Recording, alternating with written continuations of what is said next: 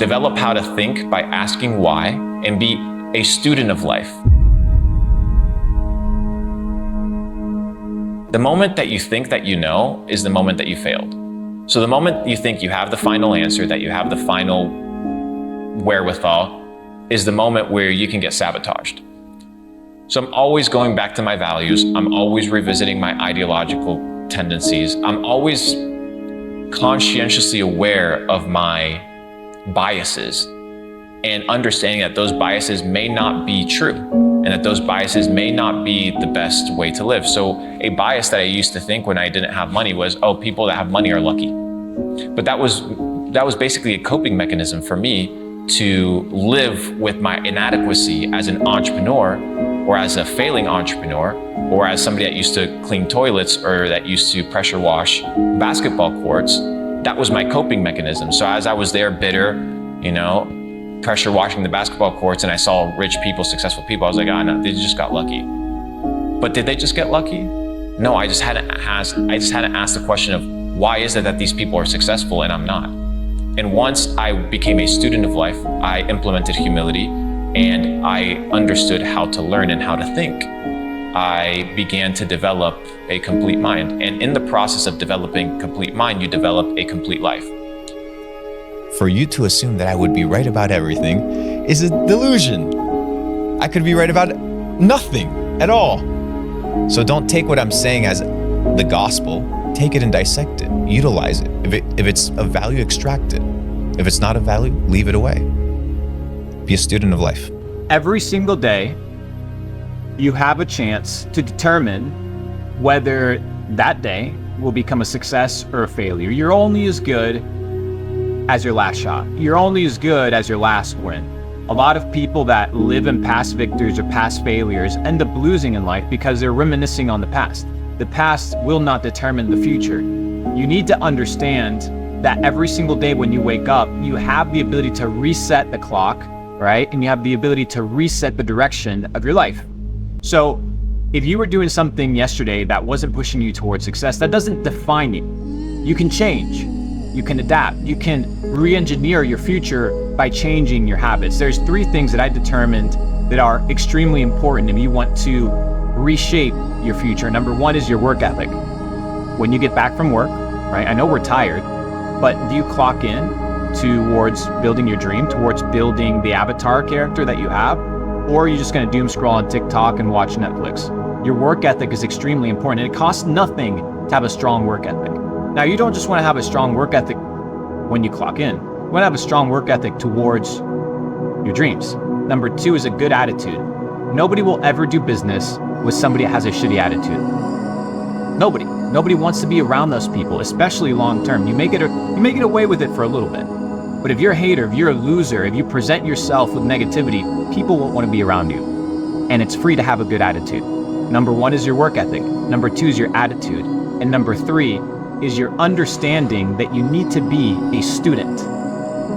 What do I mean by this?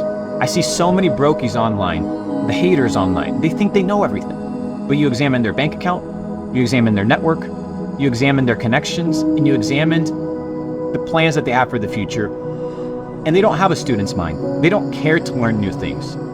But you need to understand that you don't know anything in order to progress. And all of these 3 things are absolutely free. A good attitude, a strong work ethic, and having a student's mind is what will push you towards success. It's what will propel you towards getting to the next level. And it costs no money. If you want to develop a stronger network, if you want to learn new skills, you need to be teachable, you need to have a good attitude, and you need to work your ass off every single day. I come from very little, but I used what I had at the time to my advantage. And I said, well, just because I was born into a family that didn't have a lot of money, doesn't mean I can't have a lot of money. Just because I don't know things today regarding a certain topic, the markets, building online businesses, managing teams, doesn't mean I can't learn these things. I can, and I will. And finally, when I present myself with my team, with my investors, with my partners, how do I present myself? With a good attitude, or I'm always hating on them, shitting on them, am I degrading them, or am I degrading myself? Good attitude, good work ethic, and have a student's mind. All these things are free. exercise them, apply them, develop them, and you'll be one step closer to becoming successful. Very simple. Most people, they don't live in an environment that is healthy for their mind, that is healthy with their relationships. So when they tap into our content, it's a breath of fresh air. They're like, oh, this is dope. And then you have the opposite side, the guy that's still resistant, that listens to the message or listens to what I'm saying, is like, nah, this can't be true. This can't. Well, I get it, bro. I know you're in pain. Like, I know life is fucked up. I know you don't see it yet. I was there. But with enough time and dedication, like, you can chip that garbage away and renew your mind. So it all starts and finishes in the mind. Most people, it's not about doing something. It's about setting up a destination in the first place, right? And most people don't even know where they're going. So establishing some clarity in basics, things like, hey, get your money right, get your mind right, get your relationships right. The basic shit, the accountability that nobody likes, that hurts. That's the healthy stuff, because you deal with the little angst of, you know, what he's saying is true or what he's saying offends me. Okay, but if you act upon that offense and you're like, maybe he has a point. That the mind focused on future events is miserable. I see so many people focusing on the things that they cannot control. They want to make $1 million, but obviously you can't dictate the specific day that you're going to become a millionaire. They want to develop a better physique, but you can't specifically dictate the day where you'll be proud of the body that you have if you're overweight or if you're too skinny.